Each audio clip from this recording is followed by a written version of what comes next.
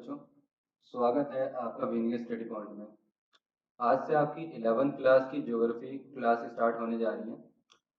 Basically ये जो class है आपकी 11th की ज्योग्राफी की सेकंड बुक स्टार्ट हो रही है और इस बुक को आप भारत भौतिक पर्यावरण और इंग्लिश में इंडियन फिजिकल इन्वायरमेंट के नाम से जानते हैं।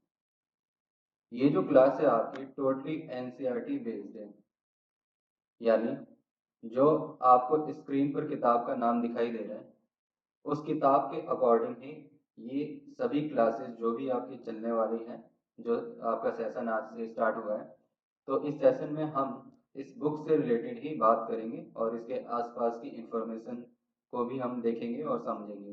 क्लियर है? तो 11th क्लास की ज्योग्राफी जो कि आपकी भारत भौतिक पर्यावरण है और इसे आप आम भाषा में जो ज़्यादातर बच्चे जानते हैं, इसे आमतौर पे वो सेकंड बुक कहते हैं। तो ये क्लास टोटली एनसीईआरटी बेस्ड रहने वाली है और ये जो क्लासेस रहेगी तो इसमें हम कुछ छोटे छोटे बेसिक चीज़ों की बात करेंगे, बेसिक टर्म की बात करेंगे, कंसेप्ट की बात करेंगे। अब क्लास स्टार्ट करने से पहले आप सभी के मन में कुछ क्वेश्चन आ रहे होंगे। वो क्वेश्चन ये होगा आपके मन में कि ये क्लास कैसी रहने वाली है और इस क्लास का पैटर्न क्या होगा। तो सिंपल सी भाषा में आपको समझा देता हूँ कि इस क्लास का पैटर्न बड़ा ही आसान रहने वाला है। ये जो आपकी सेकंड बुक ज्योग्राफी की स्टार्ट हुई है, इस सेशन के अंदर आप जब पढ़ेंगे तो आपको क्लियरली मालूम चलेगा कि किस तरह का ये जो क्लास है आपकी उसका इम्पैक्ट रहने वाला है। जैसे कि आपकी क्लास का जो पैटर्न रहेगा, सबसे पहले हम इस क्लास को 3 सेक्शन में डिवाइड कर देंगे। फर्स्ट सेक्शन के अंदर हम बात करेंगे कि आज की क्लास में क्या पढ़ने वाले हैं। फिर सेकंड सेक्शन के अंदर यानी सेकंड जो पोर्शन क्लास का जो हाफ पोर्शन रहेगा, उसमें हम उन्हीं बातों को डिटेलिंग से बात करेंगे और लास्ट जो आपकी क्लास का सेशन रहने वाला है उसमें ये समझेंगे कि आज की क्लास में हमने क्या समझा और क्या पढ़ा और क्या सीखा। तो चलिए शुरू करते हैं आज की क्लास को। लेकिन इस क्लास को आगे बढ़ाने से पहले जरा हम जान लेते हैं कि हमें पढ़ना क्या है और क्या नहीं पढ़ना। ये जो थोड़ा सा इंट्रोड्यूस हो लेते हैं कि इस बुक में कितने चैप्टर हैं और कौन कौन से चैप्टर पढ़ने हैं खास तौर पे। तो सबसे पहले आपका जो फर्स्ट चैप्टर होगा वो भारत और उसकी स्थिति के बारे में आप पढ़ेंगे। वहीं अगर बात की जाए चैप्टर नंबर सेकंड संरचना और भू आकृति विज्ञान की बात करेगा। इसके अंदर आप जो भारत की फिजिकल स्ट्रक्चर है, इसके अलावा जो भू आकृति बनावट है उसके बारे में आप पढ़ेंगे। चैप्टर नंबर जो थर्ड है उसमें आप बेसिकली अपवाह तंत्र यानी ड्रेनेज सिस्टम के बारे में आप पढ़ेंगे कि भारत में जो नदियां हैं या फिर कहें कि जो आपकी वाटर ड्रेनेज सिस्टम है वो किस तरीके से पूरे भारत में फैली हुई है और लोगों की ज़रूरतें जो हैं बेसिक नीड्स हैं वो पूरी हो रही है, इसके बारे में यानी जो ये तंत्र है ये जाल है उसके बारे में आप पढ़ेंगे। चैप्टर नंबर जो 4 है वो जलवायु के ऊपर बात होगी, यानी जो आप क्लाइमेट के बारे में बेसिकली इस चैप्टर के अंदर बात की जाएगी और आपको इंफॉर्मेशन दी जाएगी। इसके अलावा अगर चैप्टर नंबर 5 की बात करें तो ये चैप्टर नंबर 5 प्राकृतिक वनस्पति से संबंधित आपको जानकारी देगा। आप प्राकृतिक वनस्पति के बारे में इस चैप्टर के थ्रू समझेंगे। इसके अलावा चैप्टर नंबर 6 की बात करें तो आप मृदा के बारे में आप समझेंगे। चैप्टर नंबर 6 है यानी मिट्टी के बारे में आप समझेंगे, मिट्टी कितने टाइप की होती है, कहाँ इसका यूज़ होता है, कहाँ पर यूज़ नहीं होता, किस मिट्टी में क्या होता है और किस मिट्टी में क्या नहीं होता। यानी आप बेसिकली चैप्टर नंबर 6 है मृदा और एक उपजाऊ वन के तरीके को आप समझेंगे। इसके अलावा अगर बात की जाए तो इस बुक की जो लास्ट चैप्टर है, चैप्टर नंबर 7 है प्राकृतिक संकट तथा आपदाएं, इसके बारे में आप पढ़ने वाले हैं। तो बेसिकली अगर ओवरऑल तौर पे बोला जाए तो आपकी जो सेकंड बुक है उस सेकंड बुक के अंदर टोटल ज्योग्राफी में 7 चैप्टर हैं। कितने चैप्टर हैं? टोटल 7 चैप्टर हैं और ये सातों चैप्टर मिलाकर आपके लिए एक बुक बन जाते हैं और उस बुक का नाम क्या पड़ जाता है आपका? भारत भौतिक पर्यावरण इंडियन फिजिकल इन्वायरमेंट। तो बेसिकली इस सेशन में और जो ये आपका 11th की ज्योग्राफी रहने वाली है सेकंड बुक के अंदर, तो बेसिकली ये 7 चैप्टर आपको पढ़ने हैं। तो क्लियर हो चुका होगा कि हमें क्या चैप्टर नंबर 1 भारत और उसकी स्थिति की, इंडिया और लोकेशन की बात करते हैं। ये आपकी सेकंड बुक है और सेकंड बुक का पहला जो चैप्टर है उसका नाम है भारत और स्थिति। ओके, अब इस चैप्टर में हम क्या पढ़ने वाले हैं? आपके मन में तो बहुत सारे सवाल आ रहे होंगे, लेकिन उन सवालों को थोड़ा सा आप थाम के रखें, रोक के रखें। टाइम आने पर अपने वो सभी डाउट आप पूछ सकते हैं क्लास के, जहाँ जहाँ आपको लगेगा कि यहाँ आपके डाउट हैं, तो वहाँ पर आप इस क्लास में पूछ सकते हैं। तो चैप्टर नंबर 1 में क्या क्या पढ़ने वाले हैं आज की क्लास में? तो इस क्लास में कुछ सब टॉपिक्स हैं जो इस चैप्टर को छोटे छोटे रूप में आपको समझाने की कोशिश की जाएगी। सब टॉपिक का मतलब क्या हो गया? छोटे छोटे आपके बेसिक टॉपिक हैं जिनके द्वारा आप चैप्टर नंबर 1 को आसानी से समझ पाओगे। इसमें पहला सब टॉपिक भारत का भूगोल, जिसमें हम भारत के बारे में बात करेंगे। फिर उसके साथ साथ इसके विस्तार की बात होगी कि भारत का फैलाव कहाँ से कहाँ तक है। इसके अलावा हम बात करेंगे कि भारत दुनिया का एकमात्र ऐसा देश क्यों है जो कि बाकी देशों से बिल्कुल अलग है। मतलब अगर हम बात करें तो पूरी दुनिया में भारत ज्योग्राफिकल वे में एक अलग तरह से देखा जाता है। आखिर क्यों, क्या वजह है इसके पीछे, उनकी कौन कौन सी विशिष्ट भौतिक विशेषता है, उन पे हमारी नजर रहेगी। इसके साथ साथ हम बात करेंगे कि भारत की स्थिति क्षेत्रफल के आधार पर कैसी है, क्षेत्रफल के आधार पर वो कैसा दिखता है, किस नंबर पे आता है, इसकी भी बात होगी।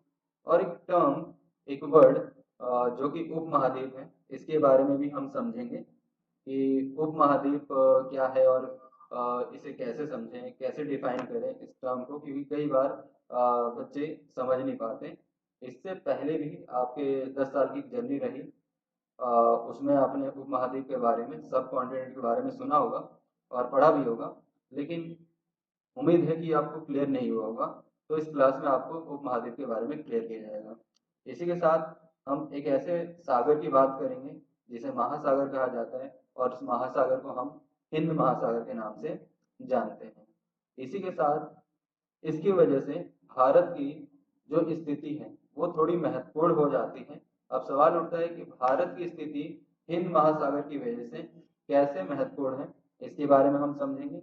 इसके साथ साथ ये देखेंगे कि भारत की जो तीनों सीमाएं हैं वो बेसिकली समुद्री रास्ते से यानी मार्ग से घिरी हुई है।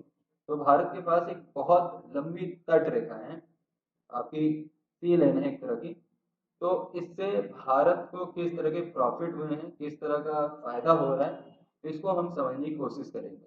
ओवरऑल तौर पे इस चैप्टर का जो पोर्शन रहने वाला है, मेजर पोर्शन, जो शुरुआती क्लास है आपकी, तो इसमें आप भारत का भूगोल, विस्तार, विशिष्ट भौतिक विशेषता, क्षेत्रफल के आधार पर उपमहाद्वीप, हिंद महासागर, महत्वपूर्ण स्थिति, भारत की लंबी तट रेखा के लाभ के बारे में आप पढ़ेंगे। इनको हम वन बाय वन करके समझेंगे और इस क्लास में कंफ्यूज होने की या घबराने की जरूरत नहीं है। हम बेसिक चीजों की बात करेंगे। शुरुआत में चैप्टर की स्टार्टिंग हो रही है तो घबराहट हो सकती है कि भैया ज्योग्राफी हमारे लिए एक तरह का नया सब्जेक्ट है, क्योंकि 10th तक हमने सोशल साइंस में एज अ पार्ट एक पोर्शन के तौर पे पढ़ा जहाँ एक ओवरव्यू चल रहा था। लेकिन अब एक सब्जेक्ट के तौर पे ज्योग्राफी को पढ़ना हमारे लिए थोड़ा सा डिफिकल्ट होगा, क्योंकि हम कुछ ऐसे वर्ड और टर्म होते हैं जिनके बारे में हम जानते नहीं है। तो आपको टेंशन की जरूरत नहीं है। इस क्लास में ऐसे शब्दों को आसान सी भाषा में आपको समझाने की कोशिश की जाएगी और जहां जहां मुझे लगेगा कि बेसिक चीज़ों की बात करनी चाहिए, इस चैप्टर में हम लोग छोटे छोटे बेसिक चीज़ों की बात करेंगे ताकि कोई कंफ्यूजन ना रहे और चैप्टर आसानी से आपको समझ में आ जाए। तो अब आपको समझ में आ चुका होगा कि आज की क्लास में हम क्या बात करने वाले हैं। चलिए अब वन बाय वन करके एक एक सब टॉपिक्स को समझते हैं। सबसे पहले बात करते हैं भारत के भूगोल की, कि भारत दिखता कैसा है, किसे भारत कहा जाता है, किसे भारत कहा जाता है। तो देखिए, भारत का भूगोल, यहाँ एक शब्द है आपके सामने, भारत का भूगोल या भारत का भौगोलिक स्वरूप से आप क्या समझते हैं? What is the meaning of Indian physical environment, आपसे पूछा जाएगा भारत का भूगोल क्या है और इसका क्या मतलब होता है। तो देखिए, भारत का भूगोल या भारत का भौगोलिक स्वरूप से आज से है, हमारा मतलब है भारत में भौगोलिक तत्वों के वितरण और इसके प्रतिरूप से है, जो लगभग हर दृष्टि से काफी विविधतापूर्ण है। मैं रिपीट कर रहा हूँ ताकि आपको किसी तरह का कोई कंफ्यूजन ना हो। भारत का भूगोल या भारत का भौगोलिक स्वरूप से आज से है भारत में भौगोलिक तत्वों के वितरण इसके प्रतिरूप से है, जो लगभग हर दृष्टि से काफी विविधतापूर्ण है। अब यहाँ पर कुछ शब्द आ रहे हैं जो आपके लिए थोड़ा सा डिस्टर्ब वर्ड है, क्योंकि ये शब्द ऐसे हैं जिनको आप फैमिलियर तो हैं, लेकिन इनका मतलब थोड़ा बहुत समझ पाते हैं। इनमें है भौगोलिक स्वरूप से, मतलब भारत में भौगोलिक तत्वों के वितरण से। भौगोलिक तत्वों का मतलब क्या हो गया, भारत जिन एलिमेंट से मिलकर बना है उनका डिस्ट्रीब्यूशन कैसा है। प्रतिरूप का मतलब हो गया उनका फॉर्म कैसा है, उनका रूप कैसा है। अगर हम देखें तो इनसे मिलकर, ठीक है, भारत एक डाइवर्सिटी वाला कंट्री दिखता है। इसी का मतलब है भारत का भूगोल। इसी के साथ अगर बात की जाए तो दक्षिण एशिया के 3 प्रायद्वीपों में से मध्यवर्ती प्रायद्वीप पर स्थित ये देश अपने आप में एक विविध पूर्ण देश है। और इसका जो फैलाव है क्षेत्रफल की दृष्टि से, तो अगर हम फैलाव देखते हैं, इसका एरिया देखते हैं, तो 32.8 वर्ग किलोमीटर इसका एरिया है, यानी 32,08,000 वर्ग किलोमीटर इसका एरिया है। और आकार के हिसाब से बात करें तो ये विश्व का 7वां सबसे बड़ा देश है। यहाँ दो चीजें आपको मैंने बताई कि इसका फैलाव कितना है, कितने वर्ग किलोमीटर में है, तो 32 लाख पॉइंट 8 वर्ग किलोमीटर है। और जो विश्व, भारत को विश्व का 7वां बड़ा देश कहा जाता है, यानी आकार की दृष्टि से देखें तो विश्व में भारत 7वें नंबर पे आता है। ओके, इसी के साथ अगर बात की जाए तो लगभग 130 करोड़ की जनसंख्या के साथ, लगभग 130 करोड़ की जनसंख्या के साथ ये पूरे विश्व में चीन के बाद दूसरा सबसे अधिक जनसंख्या वाला देश भी है। तो भारत आप देख रहे हो कि बहुत बड़ी बड़ी ऊंचाइयां छू रहा है। और इनमें आप कड़ी में आपने देखा कि दक्षिण एशिया के 3 प्रायद्वीप, दक्षिण एशिया में 3 प्रायद्वीप हैं, सब कॉन्टिनेंट है, उनके बीचों बीच स्थित है वो देश जिसे आप भारत कहते हैं। और भारत का फैलाव 32.8 वर्ग किलोमीटर है। और विश्व के आकार के हिसाब से देखें तो ये 7वें नंबर पे आता है। और जनसंख्या के हिसाब से देखें तो चीन के बाद दूसरा नंबर हमारा ही आता है। अगर विश्व में चीन को छोड़ दिया जाए तो सबसे बड़ी आबादी वाले देश के तौर पे हमें ही जाना जाता है। इसके साथ अगर बात की जाए तो प्राकृतिक विविधता ने, यानी नेचुरल जो डाइवर्सिटी है हमारी, यहाँ की निर्जातीय विविधता और जनसंख्या के असमान वितरण के साथ मिलकर इसे आर्थिक, सामाजिक और सांस्कृतिक विविधता प्रदान की है। इन सब के बावजूद यहाँ की ऐतिहासिक सांस्कृतिक एकता इसे एक राष्ट्र के रूप में परिभाषित करती है। अब यहाँ पे कुछ चीजें आपको समझ में नहीं आएगी, क्योंकि ये टर्म आपके ज्योग्राफी के लेवल के हैं और ज्योग्राफी में ही इन शब्दों का इस्तेमाल ज्यादातर किया जाता है। जैसे प्राकृतिक विविधता ने यहाँ की निर्जातीयता विविधता, निर्जातीयता का मतलब क्या होता है, भारत में अलग अलग आपके प्राणी हैं, लिविंग थिंग्स हैं, उन्हें हम लोग निर्जातीय कहते हैं। तो आपको देखने को मिलता है कि अलग अलग तरह के जीव जंतु हैं जो मिलकर भारत को एक डाइवर्सिटी वाला कंट्री बना देते हैं। इसके अलावा जनसंख्या का अगर हम देखें वितरण यानी डिस्ट्रीब्यूशन, तो असमान है। यानी भारत के कुछ हिस्सों में आप देखोगे तो बहुत बड़ी जनसंख्या रह रही है और कुछ हिस्सों में आप अगर देखोगे तो बहुत कम जनसंख्या रह रही है। यहाँ आप खुद ही नोटिस कर सकते हो कि जैसे आपके पहाड़ी इलाके हैं, जो माउंटेन हिल वाले एरिया हैं, वहां पर अगर आप देखोगे तो जनसंख्या बहुत कम है। और अगर हम मैदानी इलाकों में देखते हैं, ध्यान रखें, तो जनसंख्या काफी बड़े पैमाने पर है। आप शहर में देखोगे तो जनसंख्या काफी ज्यादा है। और शहर से थोड़ा दूर जब आप जाते हैं तो जनसंख्या वहां कम आपको देखने को मिलती है। तो इस तरह से अगर बात की जाए तो इसके अलावा भारत आर्थिक, सामाजिक और सांस्कृतिक विविधता भी रखता है। इन्हीं की वजह से इसे एक विशालकाय और विविधतापूर्ण देश के तौर पे देखा जाता है। तो भारत के भूगोल की कहानी में जो आपने देखा, तो यहाँ पर कुछ चीजें आपने देखी। तो चलिए, इस सब की बात करने के बाद अब जरा हम बात कर लेते हैं, और बात है क्वेश्चन टाइम की। तो क्वेश्चन टाइम में आपने अभी कुछ चीजें पढ़ी है, उनसे रिलेटेड कुछ क्वेश्चन पूछे जाएंगे। तो तैयार है सभी बच्चे? क्या तैयार है आप? चलिए, तैयार है तो आगे बढ़ते हैं। पहला क्वेश्चन आपके सामने आ रहा कि भारत कितने वर्ग किलोमीटर क्षेत्रफल में फैला हुआ है? भारत कितने वर्ग किलोमीटर क्षेत्रफल में फैला हुआ है? बड़ा ही आसान क्वेश्चन है, आप अभी कह रहे होंगे, क्योंकि इसका आंसर आपको अब मालूम है, 32.8 किलोमीटर। ओके, वर्ग किलोमीटर, वर्ग लगाना ना भूले। फिर सेकंड क्वेश्चन है, भारत आकार की दृष्टि से विश्व का डैश देश है? डैश, कौन सा देश है? भारत आकार की दृष्टि से विश्व का कौन सा देश है? यानी यहाँ पर पूछा जा रहा है नंबर, कि कौन से नंबर पे आता है। तो इसका आंसर आपको मालूम है, 7वां। ओके, इसके अलावा अगर बात की जाए तो जनसंख्या की दृष्टि से भारत विश्व का डैश देश है? विश्व का कौन सा देश है? यह आपसे क्वेश्चन पूछा जा रहा है। तो पॉपुलेशन के बेसिस पर अगर कहा जाए तो इंडिया चाइना के बाद दूसरे नंबर पे आता है।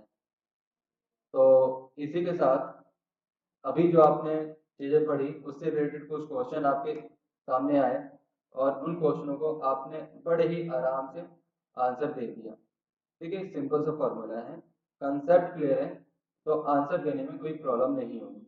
आपको क्वेश्चन टफ और डिफिकल्ट तभी लगते हैं जब आपका कंसेप्ट क्लियर ना हो।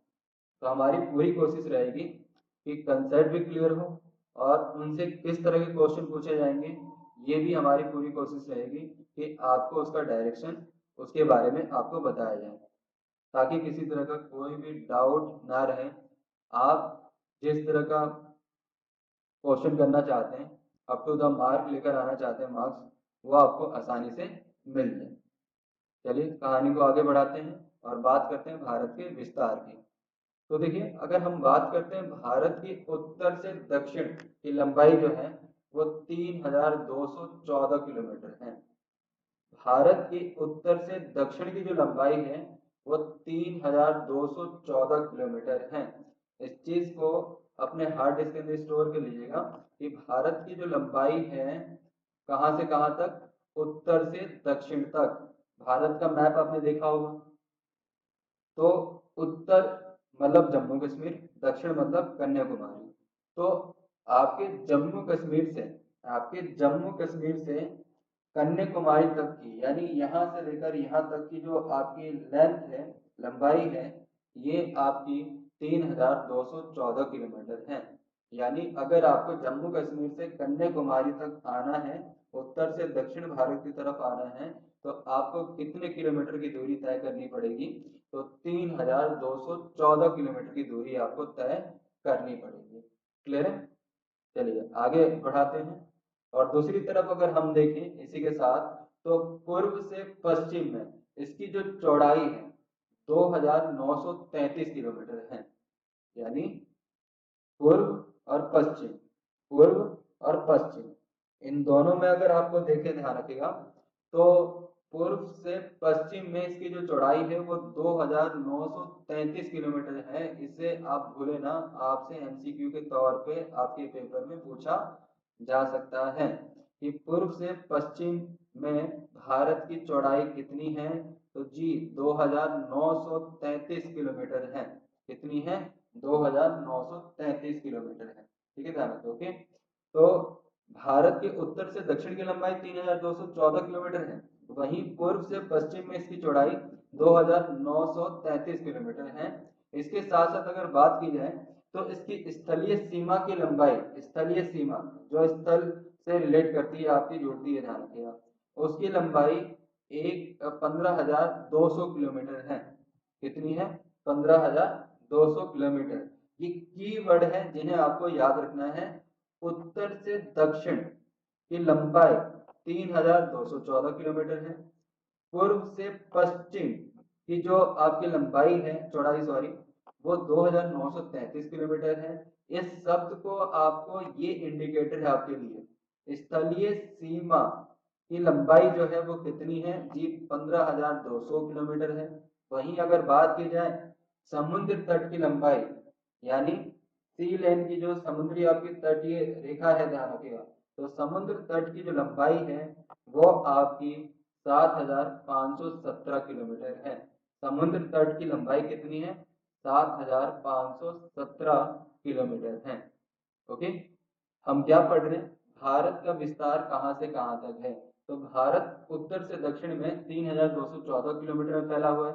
वहीं अगर पूर्व से पश्चिम में पूछा जाए तो इसकी चौड़ाई यानी फैला हुआ है 2,933 किलोमीटर फैला हुआ है। स्थलीय सीमा की बात करें, जो ये पूरा फैलाव है स्थलीय सीमा का, जहाँ लोग रहते हैं, उसकी लंबाई 15,200 किलोमीटर की है।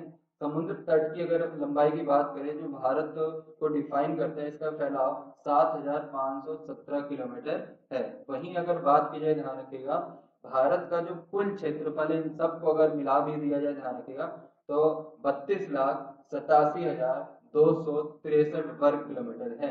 यानी भारत का कुल एरिया जो है वो 32,87,263 वर्ग किलोमीटर है। कितने वर्ग किलोमीटर है?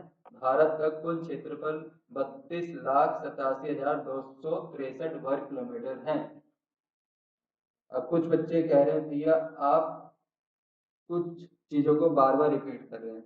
देखिए, यहाँ बार बार रिपीट करने का मतलब है कि वो चीज आपके लिए इंपॉर्टेंट है और यहीं से क्वेश्चन आपके रेज होंगे।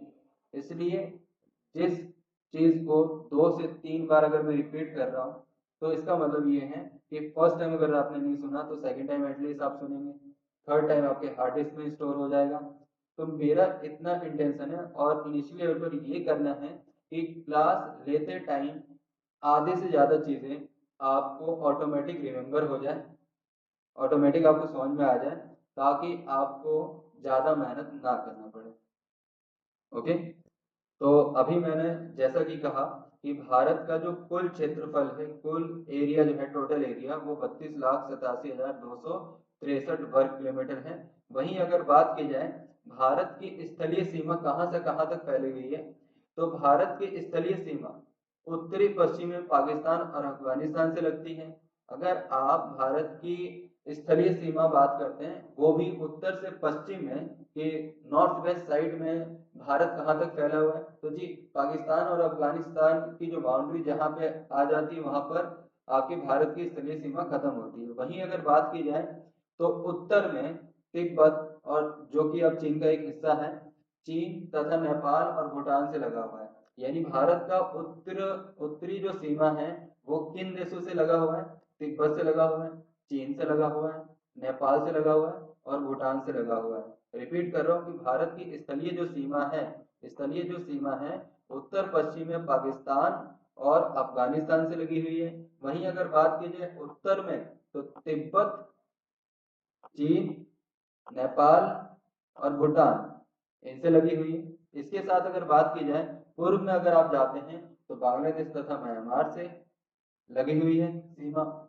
इसी के साथ अगर बात की जाए तो बंगाल की खाड़ी में स्थित अंडमान और निकोबार द्वीप समूह और अरब सागर में स्थित लक्षद्वीप भारत के द्वीपीय हिस्से हैं। यानी भारत में शामिल कौन कौन से आइलैंड है, तो 2 आपके आइलैंड आपको देखने को मिलेंगे, अंडमान और निकोबार द्वीप समूह और लक्षद्वीप। अब इनकी सिचुएशन कहाँ है, ये मिलते कहाँ पर है, तो बंगाल की खाड़ी के पास जो आपके भारत का आइलैंड है, द्वीप समूह है, वह अंडमान और निकोबार के नाम से जाना जाता है। वहीं अगर बात की जाए अरब सागर के पास जो आइलैंड है वो लक्षद्वीप के नाम से जाना जाता है। तो इसी के साथ आपको क्लियर हो चुका, कई बच्चे बंगाली खाड़ी और अरब सागर में कंफ्यूज रहते हैं। तो जहां लक्षद्वीप है इसका मतलब वहां अरब सागर है, जहां अंडमान निकोबार है वहां पर बंगाल की खाड़ी है। या फिर कोरिलेट करके देखें तो जहां बंगाल की खाड़ी होगी वहां अंडमान निकोबार होगा, और जहां अरब सागर है वहां पे लक्षद्वीप होगा। तो इस तरीके से अगर देखा जाए, ध्यान रखिएगा, तो क्लियर हो चुका होगा कि बंगाल की जो खाड़ी है उसके पास में अंडमान निकोबार द्वीप समूह है और अरब सागर के पास में आपका लक्षद्वीप है। क्लियर है। इसी के साथ अगर बात की जाए तो भारत की जो समुद्री सीमा है, भारत की जो समुद्री सीमा है दक्षिण पश्चिम में मालदीव से जुड़ी हुई है। भारत की समुद्री सीमा दक्षिण पश्चिम में किससे जुड़ी हुई है? मालदीव से जुड़ी हुई है। हम बात किस कर रहे हैं? समुद्री सीमा की। अभी आपने पहले स्थलीय सीमा की बात करा, फिर आपने स्थलीय और समुद्री दोनों की बात करा। अब हम बात कर रहे हैं सिर्फ समुद्री की, यानी सिर्फ वाटर वाली लैंड की, सी लैंड की बात करें तो भारत की समुद्री सीमा दक्षिण पश्चिम में मालदीव से जुड़ी हुई है, वहीं दक्षिण में ये श्रीलंका से जुड़ी हुई है। इसके अलावा सुदूर दक्षिण पूर्व में थाईलैंड और इंडोनेशिया से लगती है। यानी भारत का फैलाव कहां से कहां तक है, इसका ज्योग्राफिकल स्ट्रक्चर कैसा दिखता है। तो अगर आप भारत की समुद्री सीमा की बात करते हैं, वो भी कहां से कहां तक? दक्षिण से पश्चिम में। कहां से कहां तक? दक्षिण से पश्चिम में। तो आपको मालदीव देखने को मिलेगा। इसके अलावा दक्षिण में श्रीलंका और सुदूर दक्षिण पूर्व में, दक्षिण पूर्व मतलब साउथ ईस्ट में अगर जाते हैं तो थाईलैंड और इंडोनेशिया से भारत की सीमा लगती है। और याद रखिएगा कुछ देश ऐसे हैं जिनकी समुद्री सीमा और स्थलीय सीमा, ठीक है, स्थलीय सीमा और समुद्री सीमा दोनों ही लगते हैं, जैसे कि पाकिस्तान, बांग्लादेश और म्यांमार। वो कौन कौन से देश हैं जो आपके लगते हैं? तो इनमें आपका आ जाता है पाकिस्तान, इसमें बांग्लादेश, म्यांमार। ये वो देश हैं जिनकी जो सीमा है भारत से, स्थलीय सीमा भी लगती है और समुद्री सीमा भी लगती है। तो इस तरह से आपने देखा कि भारत का विस्तार कहां से कहां तक हुआ है। अब हम जो बात करने वाले हैं, जो चीज आप समझने जा रहे हैं वो बहुत ही ज्यादा इंपॉर्टेंट है। वो इसलिए इंपॉर्टेंट है क्योंकि याद रखेगा ये चीज, ये जो आपका टॉपिक है, सॉरी, ये आपके लिए काफी ज्यादा इंपॉर्टेंट है क्योंकि इससे क्वेश्चन आपके रेज होंगे और इनसे क्वेश्चन आपसे पूछे जाएंगे। अब क्वेश्चन क्या है कि भारत की ऐसी कौन कौन सी भौगोलिक विशेषता है, ज्योग्राफिकल फीचर है, जो भारत को बाकी देशों से अलग करता है या करती है। तो इनमें अगर बात की जाए, ध्यान रखिएगा, तो जरा हम लोग विशिष्ट भौतिक विशेषता की बात कर लेते हैं कि वो कौन कौन से आपकी भौतिक विशेषता हैं जो सिर्फ भारत के पास है, किसी और देश के पास नहीं है। तो अगर हम देखें तो ज्योग्राफिकल वे में भारत एक डाइवर्सिटी वाला कंट्री है। भारत विविधताओं से भरा हुआ एक देश है। क्यों है? क्योंकि अगर इसके उत्तर में अगर आप जाते हैं तो बहुत ऊंचे ऊंचे पर्वत आपको देखने को मिलेंगे। अगर आप उत्तर में जाते हैं, कहाँ जाते हैं? उत्तर में, तो आपको बहुत ऊंचे ऊंचे पर्वत आपको देखने को मिलते हैं। इसके साथ साथ अगर बात की जाए तो उत्तर में ही आपको कई सारी नदियां जो हैं वो आपको देखने को मिलेगी। जैसे कि उत्तर में गंगा नदी, ब्रह्मपुत्र, महानंदी, कृष्णा, गोदावरी, कावेरी जैसी बड़ी नदियां हैं। यानी उत्तर में खास तौर पे ऊंचे ऊंचे आपके पहाड़ हैं, माउंटेन्स है, हिल्स है। इसके साथ साथ अगर बात की जाए, ध्यान रखें, इन्हीं पहाड़ों से निकलती कुछ नदियां भी हैं जो कि भारत की जल की जो जरूरत होती है, पानी की जो जरूरत होती है, वाटर की जो नीड्स होती है, ध्यान रखिएगा, उसको पूरा करती है। इसमें शामिल है आपकी गंगा, ब्रह्मपुत्र, महानदी, कृष्णा, गोदावरी और कावेरी। इनको भूलना नहीं है। ये सारी नदियां कहाँ की है?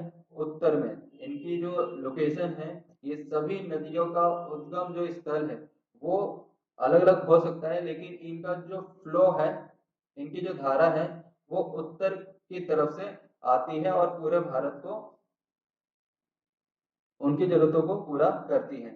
इनमें गंगा, ब्रह्मपुत्र, महानदी, कृष्णा, गोदावरी और कावेरी जैसी बड़ी नदियां हैं।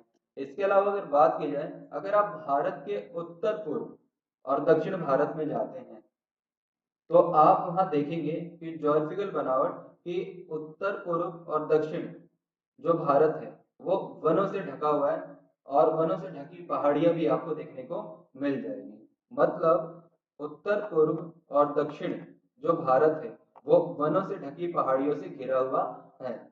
उत्तर में अभी हमने बात की कि ऊंचे पर्वत है, इसके साथ साथ आपने देखा कि उत्तर में कई नदियों का जमावड़ा है एक तरह से। वहीं उत्तर पूर्व और दक्षिण भारत में वनों से ढकी पहाड़ियां हैं। अगर बात करें तो ऐसा नहीं है कि सिर्फ यही सारी चीजें, मरुस्थलों में रेत का फैलाव है। जो मरुस्थल है, भारत का जो मरुस्थलीय इलाका है, उसमें रेत की एक भरमार है, रेत का फैलाव है। वहीं अगर बात करें उत्तर में हिमालय है, तो उत्तर पश्चिम में, नॉर्थ वेस्ट में हिंदू कुश और सुलेमान श्रेणियां हैं। ये पर्वत के नाम हैं और इनकी श्रेणियां हैं यानी सीरीज हैं, जो एक तरह से रक्षा का काम कर रही है। इसके अलावा अगर बात की जाए, उत्तर पूर्व में पूर्वांचल पहाड़ियां हैं, यानी पूर्व की तरफ अगर आप जाते हैं, उत्तर पूर्व नॉर्थ ईस्ट में अगर आप जाएं, नॉर्थ वेस्ट में तो आपको क्या देखने को मिलता है? हिंदुकुश और सुलेमान पहाड़ देखने को मिलता है। उत्तर में हिमालय आपको देखने को मिलता है। इसके अलावा उत्तर पूर्व में पूर्वांचल पहाड़ियां हैं। और इसके साथ साथ दक्षिण में अगर जाएं तो भारत को एक अलग पहचान एक सागर से मिलती है, जिसे महासागर कहते हैं, हिंद महासागर से मिलती है। तो दक्षिण में विशाल हिंद महासागर है। और ये सभी विशेषताएं, भौतिक विशेषताएं भारत को एक विशिष्ट पहचान देती हैं और इन्हीं सबको विशिष्ट भौतिक विशेषता के तौर पे देखा जाता है। रिपीट कर रहा हूँ, ध्यान से समझना है, ध्यान से सुनना है और अपने हार्ड डिस्क में स्टोर भी कर लेना है। विशिष्ट भौतिक विशेषता जो भारत को एक अलग पहचान देती है वो ये है कि उत्तर में अगर आप जाते हैं तो ऊंचे पर्वत आपको देखने को मिलेंगे। इसके साथ साथ अगर बात की जाए तो उत्तर में गंगा, ब्रह्मपुत्र, महानदी, कृष्णा, गोदावरी, कावेरी जैसी बड़ी नदियां भी हैं। उत्तर पूर्व और दक्षिण में अगर आप जाते हैं तो जो भारत है, वनों से ढकी पहाड़ियां हैं। और भारत के कुछ ऐसे हिस्से हैं जिन्हें मरुस्थलीय इलाका बोला जाता है, वहाँ रेत की भरमार है। अगर भारत के उत्तर में आप जाएं तो हिमालय है, और उत्तर पश्चिम में अगर जाते हैं तो हिंदू कुश और सुलेमान की श्रेणियां हैं। इसके अलावा उत्तर पूर्व में अगर आप चले जाएं तो पूर्वांचल की पहाड़ियां हैं। और दक्षिण में अगर आप चले गए तो आपको एक महासागर से सामना होगा, जिसे हम हिंद महासागर कहते हैं। ये सभी चीजें मिलकर भारत को एक विशिष्ट भौतिक पहचान देती हैं। तो अब आप समझ चुके होंगे। चलिए कहानी को आगे बढ़ाते हैं और बात करते हैं क्षेत्रफल के आधार पर भारत की स्थिति क्या है। क्षेत्रफल के आधार पर अगर भारत की स्थिति देखें तो आपको क्लास शुरू होते ही बताया गया था कि क्षेत्रफल के आधार पर भारत विश्व का 7वां सबसे बड़ा देश है। क्षेत्रफल के आधार पर भारत संसार का 7वां बड़ा देश है। इसे आप आकार के तौर पे भी देख सकते हैं। अब आपके मन में एक सवाल आ रहा होगा, वो सवाल क्या होगा कि अगर ये 7वां बड़ा देश है तो वो 6 देश कौन कौन से हैं जो भारत से क्षेत्रफल की दृष्टि से, एरिया के अकॉर्डिंग बड़े हैं? उनमें कौन कौन से देश शामिल हैं जो भारत को आकार की दृष्टि में पछाड़ देते हैं, पीछे छोड़ देते हैं? भारत 7वें नंबर पे आता है, टॉप 5 में भी अपनी जगह नहीं बना पाता। तो देखते हैं वो कौन कौन से देश हैं। उनमें शामिल है, पहले नंबर पे है रूस। पहले नंबर पे यानी विश्व क्षेत्रफल के आधार पर विश्व का सबसे बड़ा देश, पहला देश, सर्वप्रथम देश वो कौन है? रूस। इसके बाद क्षेत्रफल के आधार पर दूसरे नंबर पे जो अपनी जगह बना रहा वो चीन है। वहीं अगर तीसरे नंबर की बात करें तो कनाडा है। और चौथे नंबर की बात करें तो अमेरिका है। चौथे नंबर की बात करें तो कौन है? अमेरिका है। और 5वें नंबर की बात करें तो ऑस्ट्रेलिया। और छठे नंबर की बात करें तो ब्राजील। ये वो 6 देश हैं जो कि भारत से क्षेत्रफल की दृष्टि से काफी बड़े हैं। इनमें नाम रूस, चीन, कनाडा, अमेरिका, ऑस्ट्रेलिया और ब्राजील का है। और 7वें नंबर पे ऑब्वियसली सी बात है आपका देश भारत आता है। तो भारत क्षेत्रफल की दृष्टि से संसार का 7वां बड़ा देश है। तो वही क्षेत्रफल की दृष्टि से सबसे बड़ा देश रूस है। ओके, दोनों चीजों को आपको कोरिलेट करके समझना है और याद भी रखना है कि क्षेत्रफल की दृष्टि से भारत जो है, ठीक है, जो भारत देश है वो विश्व का 7वां बड़ा देश है। वहीं क्षेत्रफल की दृष्टि से सबसे बड़ा जो देश है वो कौन है? रूस है। कौन है? रूस है। ओके, क्लियर है? चलिए आगे कहानी को बढ़ाते हैं। अब किसी तरह का कोई डाउट नहीं होगा आपको।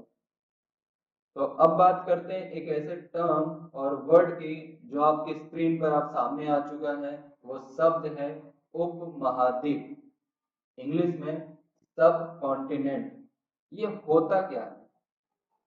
सबसे पहले दिमाग में तो यही क्वेश्चन आ रहा होगा, और इसको समझ के हम क्या कर लेंगे। देखिए आपको करना कुछ नहीं है, अपनी समझ को और बेहतर करना है। उपमहाद्वीप का मतलब क्या होता है? तो देखिए, किसी महाद्वीप का एक बड़ा भाग, किसी महाद्वीप का एक बड़ा भाग जो भौगोलिक, सांस्कृतिक व आर्थिक दृष्टि से महाद्वीप के अन्य भागों से अलग पहचान रखता है तथा उसके भूभाग में एक एकरूपता होती है, उसे उपमहाद्वीप कहा जाता है। दोबारा पढ़ देता हूँ। कंफ्यूज होने की, घबराने की या डरने की जरूरत नहीं है। एक बड़ा सा पैराग्राफ देखकर आप थोड़ा सा डर गए होंगे, तो प्यारे बच्चों डरना नहीं है, समझना है। जहाँ समझ नहीं है वहाँ डर है, और जहाँ डर है वहाँ समझ नहीं है। तो समझ होगी तो डर अपने आप ही खत्म हो जाएगा। तो प्यारे बच्चों, उपमहाद्वीप क्या है इसको जरा आप समझें। किसी महाद्वीप का एक बड़ा भाग जो भौगोलिक दृष्टि से और सांस्कृतिक दृष्टि से और यहाँ तक कि आर्थिक दृष्टि से महाद्वीप के जो अन्य भाग हैं उनसे एक अलग पहचान तो रखता है, लेकिन उसके भूभाग में क्या होती है? एक रूपता, एक समानता होती है। उसे ही हम उपमहाद्वीप कहते हैं। और इसका एक सबसे बड़ा एग्जाम्पल है भारतीय उपमहाद्वीप। इसका सबसे बड़ा एग्जाम्पल क्या है? भारतीय उपमहाद्वीप। मैं समझा देता हूं कि किसी महाद्वीप का एक बड़ा भाग जो कि भौगोलिक, सांस्कृतिक और आर्थिक दृष्टि से महाद्वीप के अन्य भागों से अलग पहचान रखता है, और उसके एक भूभाग में एक रूपता मतलब एक समानता, यहाँ पर क्या होगा?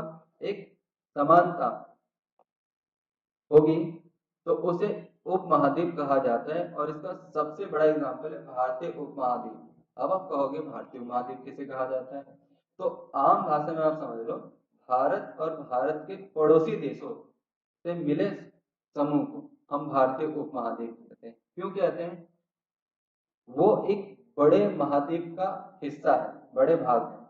ठीक है, भारत जो है वो एशिया महाद्वीप का एक हिस्सा है, और उसमें भी अगर एक हिस्सा करें तो दक्षिण एशिया का एक सबसे बड़ा हिस्सा है। लेकिन अगर आप देखें तो भारत और भारत के जो पड़ोसी देश है वो महाद्वीप के अन्य देशों से, अन्य भागों से भौगोलिक, सांस्कृतिक और आर्थिक दृष्टि से बिल्कुल अलग पहचान रखते हैं। लेकिन अगर इनकी बात की जाए तो ये भूभाग में एक रूपता यानी एक समानता देखने को आपको मिल जाती है। यानी भारत में जिस तरह लोगों का उठना बैठना रहन सहन है, वैसे ही आपको पाकिस्तान, बांग्लादेश, नेपाल, भूटान, श्रीलंका, इनके पड़ोसी देशों में आपको देखने को मिल जाएगा। और इनके द्वारा ही क्या बनता है? भारतीय उपमहाद्वीप बनता है। अब इसका सीधा सीधा मतलब है कि आप पूछोगे भारतीय उपमहाद्वीप में शामिल कौन कौन से देश हैं? तो देखिए, भारतीय उपमहाद्वीप में उत्तर पश्चिम में पाकिस्तान शामिल है। उत्तर पश्चिम में भारतीय उपमहाद्वीप में कौन कौन से देश शामिल हैं? तो अगर आप भारत के उत्तर पश्चिम में जाते हैं तो पाकिस्तान, वहीं उत्तर में अगर आप जाएं तो नेपाल, भूटान, और पूर्व में अगर आप जाते हैं तो बांग्लादेश, और इसके अलावा मध्य में अगर जाएं तो भारत शामिल है। मतलब आप भारत को सेंटर और पिलर में रखकर, यानी एक पिलर के तौर पर भारत के उत्तर पश्चिम में जाएं तो पाकिस्तान है, उत्तर में जाते हैं तो नेपाल और भूटान है, पूर्व में अगर आप जाते हैं तो बांग्लादेश है, और मध्य में, ठीक है, मध्य में भारत शामिल है। क्या शामिल है? भारत शामिल है। तो इस तरह से भारतीय उपमहाद्वीप में कौन कौन से देश शामिल हैं? तो पाकिस्तान, नेपाल, भूटान, बांग्लादेश, भारत तो खुद है ही, इसके अलावा म्यांमार और श्रीलंका, इन देशों को भी भारतीय उपमहाद्वीप का सॉरी हिस्सा बोल कहा जाता है। क्या कहा जाता है? हिस्सा कहा जाता है। रिपीट कर देता हूँ। भारतीय उपमहाद्वीप में शामिल जो देश है वो पाकिस्तान, नेपाल, भूटान, बांग्लादेश, भारत, इसके अलावा श्रीलंका, म्यांमार और चीन। लेकिन चीन अपने आप को थोड़ा अलग देखता है, उसकी सांस्कृतिक और जो भौगोलिक बनावट है लगभग एक समान है भारत के, लेकिन फिर भी वो अपने आप को राजनीतिक तौर पे अलग मानता है, इसलिए उसे भारतीय महाद्वीप में भी नहीं रखा जाता। तो अब आपको क्लियर हो चुका होगा उपमहाद्वीप किसे कहते हैं और भारतीय उपमहाद्वीप का क्या मतलब होता है।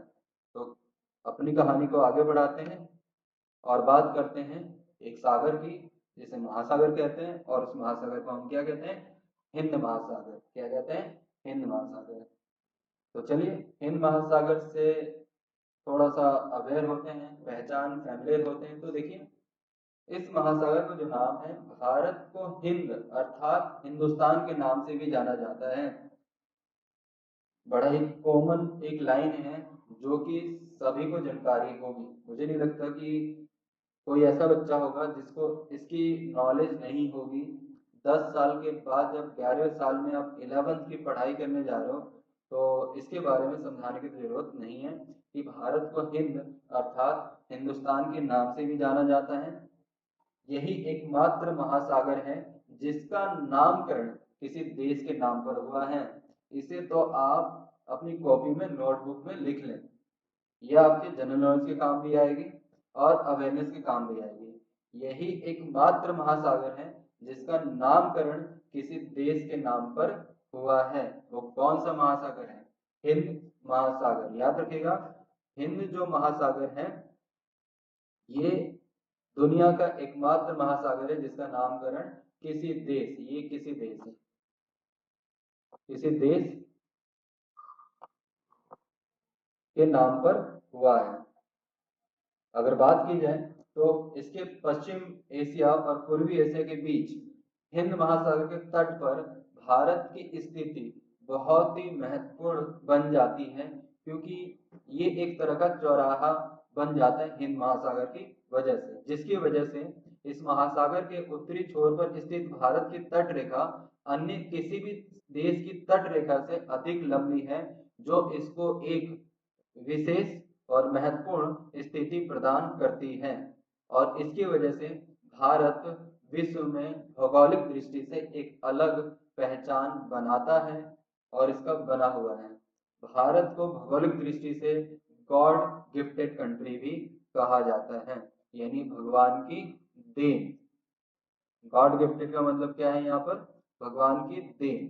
तो अगर हम बात करें तो हिंद महासागर ने भारत को भौगोलिक दृष्टि से एक नई पहचान दी है और इस पहचान को आने वाले टाइम में फायदा भी होगा। तो आपके मन में अब सवाल आएगा कि हिंद महासागर ने सर भारत को एक अलग पहचान कैसे दी होगी। तो अगला जो आपका सब टॉपिक है, अगला जो सब टॉपिक है वो इसी पर आपका बेस है। क्या है? अब हम पढ़ेंगे भारत की महत्वपूर्ण स्थिति के बारे में। तो देखिए क्वेश्चन आपके स्क्रीन पर सामने आ चुका होगा, आ भी गया होगा, घबराने की जरूरत नहीं है, नहीं आया होगा तो फिर भी आ जाएगा। तो हिंद महासागर के शीर्ष, शीर्ष मतलब चोटी पर स्थित भारत की केंद्रीय स्थिति क्यों महत्वपूर्ण है?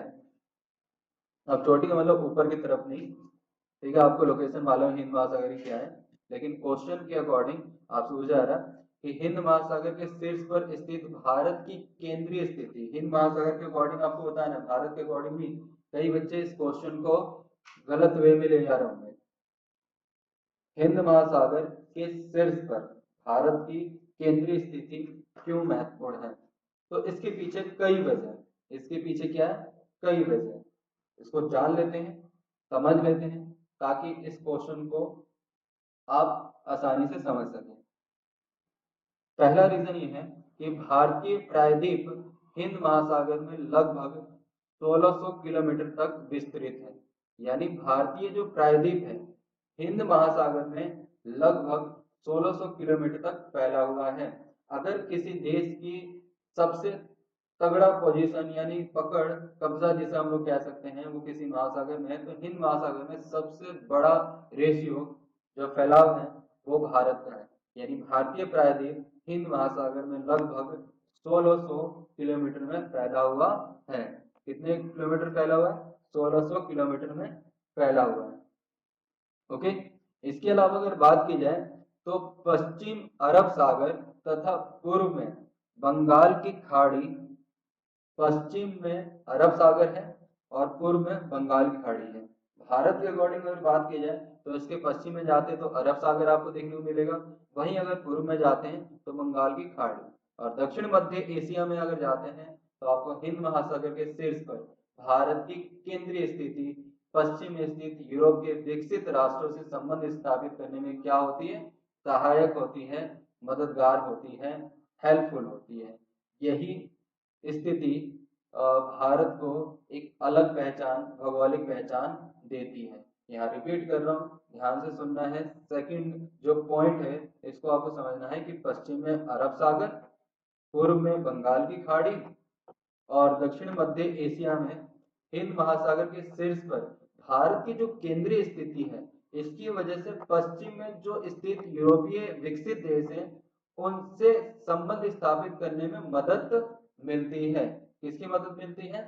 यूरोप के विकसित राष्ट्रों से संबंध स्थापित करने में मदद मिलती है। वहीं अगर बात की जाए तो दूसरी ओर अफ्रीका, पश्चिम एशिया, दक्षिणी पूर्वी एशिया, जापान, ऑस्ट्रेलिया, न्यूजीलैंड और अमेरिका आदि देशों से व्यापारिक संबंध स्थापित करने में भी सहायता मिलती है। यानी इसकी केंद्रीय स्थिति से इसको कई बड़े बड़े फायदे होते हैं। वो फायदे कौन कौन से हैं? अफ्रीका, पश्चिम एशिया, दक्षिणी पूर्वी एशिया, जापान, ऑस्ट्रेलिया, न्यूजीलैंड और अमेरिका जैसे देशों से व्यापारिक संबंधों में मदद मिलती है।